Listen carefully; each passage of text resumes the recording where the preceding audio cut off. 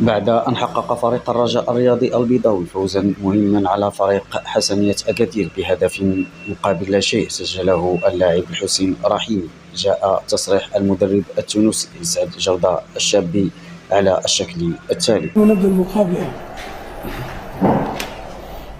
ماذا بيا فما حاجة اللي ولينا احنا كمدربين خايفين، هي الشفافية من العيب، وأنه نهبطوا الحوارات بدون سؤال. الجمعة اللي فاتت أنا تكلمت على المستقبل متاع الرجاء، شنو اللاعب اللي لازم يكونوا عندهم. تبدت وليت نحكي أنا على اللاعبين الموجودين الآن. اللاعبين الموجودين الآن لاعبين كويسين.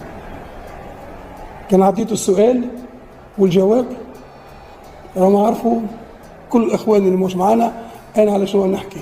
أنا باش نولي في الأسئلة والجواب كلمة إيه لا إيه لا وتنتهي الحوار.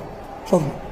يعني إذا كانوا شي أمور خارجة عن السياق المهني حنا لسنا مسؤولين عليه. سؤال ديالي أنا بدي مش مسؤول، أنا بدي نولي نجاوب إيه ولا، باش ما نطيحش أنا في نفس المشكلة اللي طحت فيها الجمعة اللي فاتت. أسبوع كامل هما يشتموا فيا. الحمد لله اللي اللاعبين نتاعي كانوا فاهمين الميساج نتاعي. اتضح جليا أن المدرب سعد جودة الشابي احتاط كثيرا على الإجابة لبعض الأسئلة لبعض الصحفيين، خصوصا بعد تصريحه الأخير في مباراة الديربي، والتي قال أن لفريق الرجاء الرياضي البيضاوي لاعبون دون المستوى. وهنا أكد المدرب أن كلامه الذي قاله في مباراة الديربي فهم بالغلط.